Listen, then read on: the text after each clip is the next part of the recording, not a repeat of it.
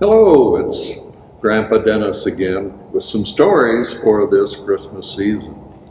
We're going to start out with someone that I think all of you are familiar with, or at least most of the younger people, and it's called Merry Christmas, Curious George.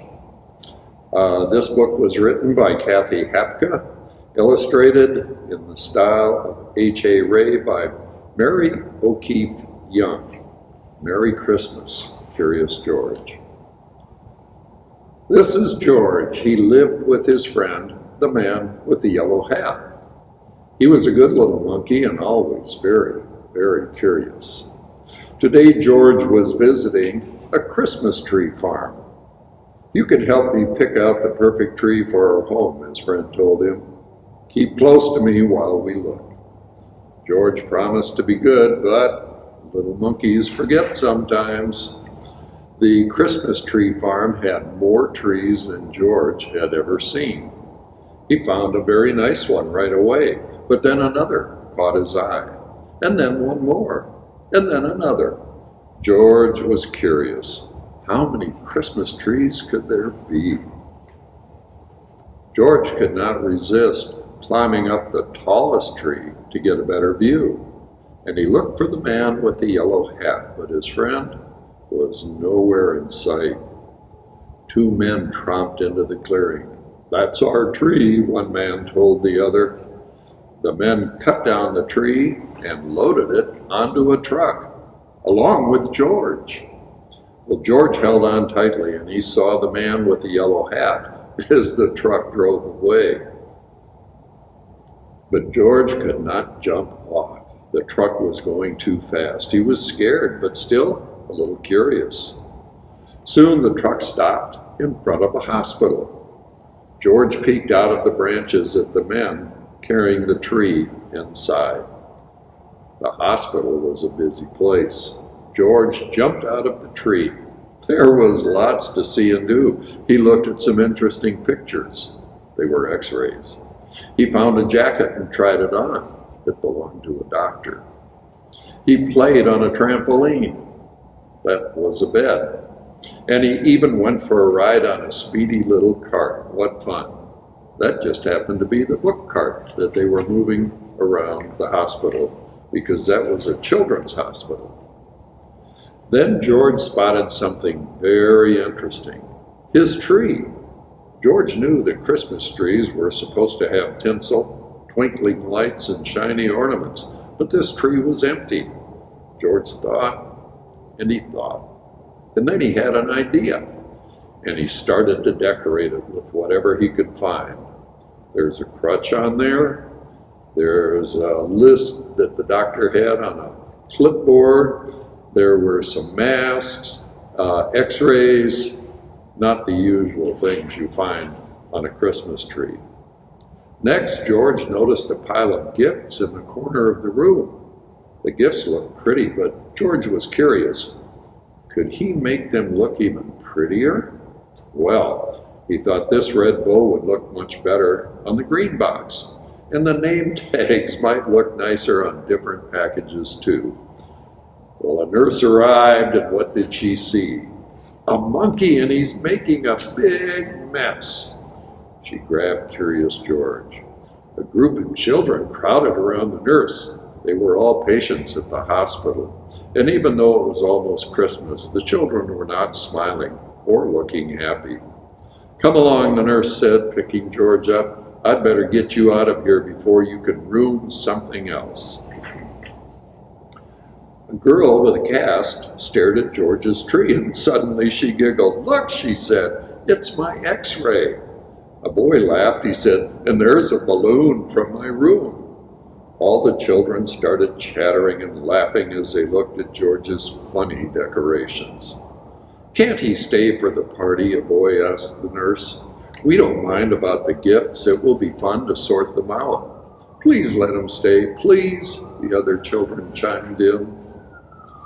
Well, when she saw how happy the children looked, the nurse looked happier too. "I suppose he can stay," she said, "if he promises to help fix the tree." Well, George was happy to help. The children helped too. Some of them returned George's decorations, while others handed George real ornaments. He scampered up and down the tree, stringing lights and hanging tinsel. Being a monkey, he was good at that sort of thing. He was also good at making the children laugh. When the tree was finished, George helped open the gifts. He was having such a good time that he completely forgot that he was lost, until the man with the yellow hat hurried into the room. "There you are, George," he cried. "I followed the truck all the way here." George was very happy to be reunited with his friend, and the nurse invited them both to stay for milk and cookies. Ho, ho, ho! Did someone mention milk and cookies? A man in a red suit walked into the room, his belly jiggling. He was holding a beautiful golden star. George's eyes widened. It was Santa Claus. "Whoa, would you like to put the star on top of the tree?" Santa said. "George," the children cried at once. "Let George do it." Well, George scurried up the tree one last time, put the golden star in place carefully. Merry Christmas, Curious George. So George had quite the time, but everything turned out all right, and he had a wonderful Christmas. The book again, Merry Christmas, by Curious George. And let's talk again about who wrote it. Kathy Hapka, and illustrated by Mary O'Keefe Young. I hope you enjoyed it. I had fun reading it to you.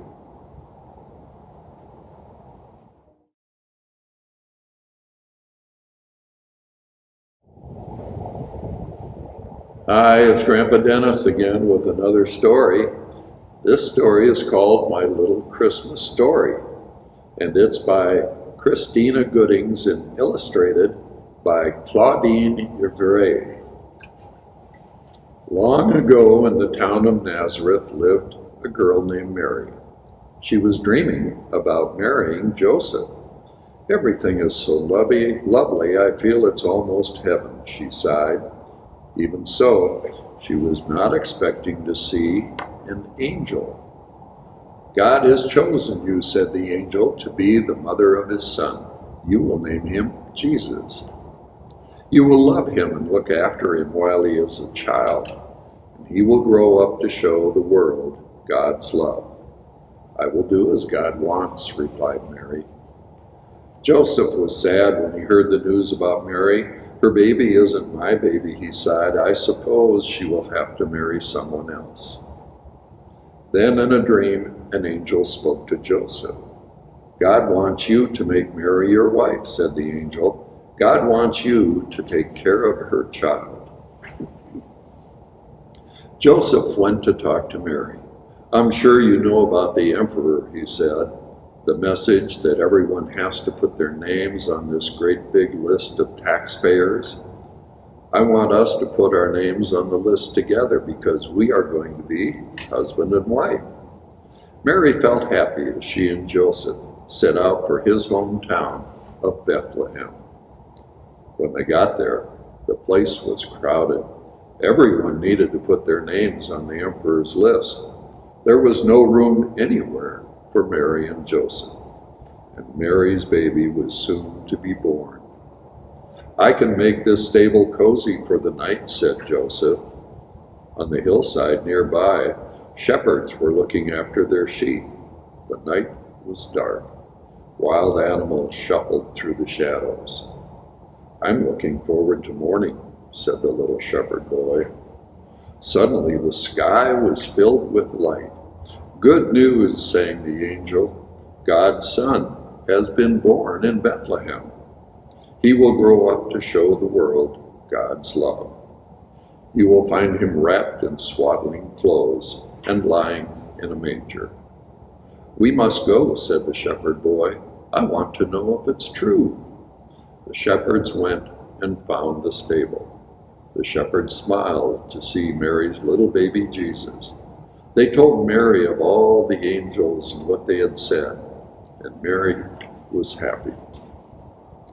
From far away, wise men came traveling. They had seen a star in the east. "It is the sign that a king has been born," they said. "We must go and take him gifts." By following the star, the wise men came to Jerusalem. King Herod demanded to see them. "There is an old saying," he told them, "that a great king will be born in Bethlehem. I want you to go and find him and tell me where he is." Well, the saying was true. The star led the way to Bethlehem and to Jesus. The wise men gave him royal gifts, gold, frankincense, and myrrh. "But we will not go back to Herod," they agreed. "We have a bad feeling about what he might do to the child. We will go home a different way." When the wise men had gone, Joseph went to Mary. "We must travel on," he said.